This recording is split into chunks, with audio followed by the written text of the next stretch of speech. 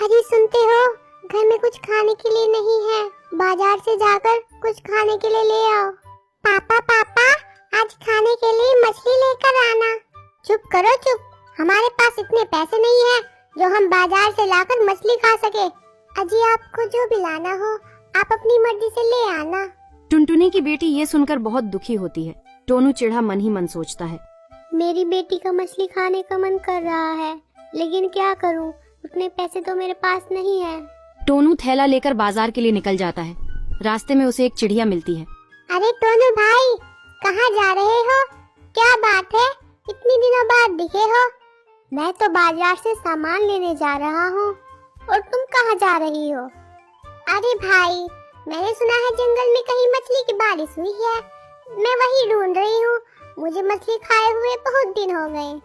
अरे वाह, मेरी बेटी भी मछली खाने की जिद कर रही थी, मुझे भी उसके लिए खूब सारी मछली लेकर जानी है। चलो चलकर वो जगह ढूंढते हैं जहाँ मछली की बारिश हुई है। दोनों मिलकर मछली वाली जगह ढूंढने निकल जाते हैं। तभी बारिश होने लगती है। ऐसी बारिश में दोनों से उड़ना मुश्किल हो रहा था। अब क्या करें चिड़िया, ऐसी बारिश में तो हम मछली नहीं ढूंढ पाएंगे। हाँ भाई, पहले बारिश को बंद होने दो, तब हम मछली ढूंढेंगे। हाँ हाँ चिड़िया, हम बारिश के बाद ही मछली ढूंढेंगे। ये बोलकर दोनों घर की तरफ लौटने लगते हैं। टोनू बारिश से बचने के लिए पेड़ के नीचे को उड़ रहा था। तभी उसे जमीन पर बहुत सारी मछली पड़ी हुई दिखाई देती है। टोनू इतनी सारी मछली को देखकर बहुत खुश होता है। अरे वाह, भगवान ने मेरी विनती सुन ली, आज मेरी इच्छा पूरी हो गई। अब मैं खूब सारी मछली घर ले जाऊंगा और अपनी बेटी को भी खिलाऊंगा। टोनू मछलियों को इकट्ठी करनी शुरू कर देता है। वो अपने थैले में मछलियों को डालता रहता है। उसी समय एक गरुड़ वहाँ पहुँचता है। रुको रुको, तुम यहाँ क्या कर रहे हो? यहाँ मछली नीचे पड़ी हुई है, मैं उन्हें इकट्ठा करके अपने घर ले जाऊंगा। मेरी बेटी ने बहुत दिन से मछली नहीं खाई, आज मेरी बेटी पेट भरकर मछली खाएगी। तभी गरुड़ के मन में लालच आ जाता है। वो मन ही मन सोचने लगता है, मुझे कुछ तो करना पड़ेगा ताकि ये सारी मछलियाँ मुझे मिल जाए, फिर मैं इन्हें बाजार में बेचकर खूब पैसे कमाऊंगा। ऐ चिड़े, तुमने यहाँ से मछली ले जाने का साहस कैसे कर लिया? अगर मैंने तुम्हारी ये बात राजा से बता दी तो वे तुम्हें खूब दंड देंगे। गरुड़ की बात सुनकर टोनू चिड़ा डर जाता है और कहता है, मुझसे गलती हो गई, मुझे नहीं पता था कि यहाँ से मछली ले जाना मना है। तुम राजा से जाकर कुछ मत कहना। हाँ ठीक है, मैं राजा से कुछ नहीं कहूँगा, लेकिन तुम्हें मेरी एक बात माननी पड़ेगी। हाँ ठीक है, कहो कहो, मुझे तुम्हारी कौन सी बात माननी पड़ेगी? तुम इन मछलियों को इस टोकरी में इकट्ठा कर दो, मैं इन मछलियों को राजा को दे आऊंगा। ठीक है, मैं ये काम कर देता हूँ। ये कहकर टोनू चिड़ा सारी मछलियाँ टोकरी में इकट्ठी कर देता है।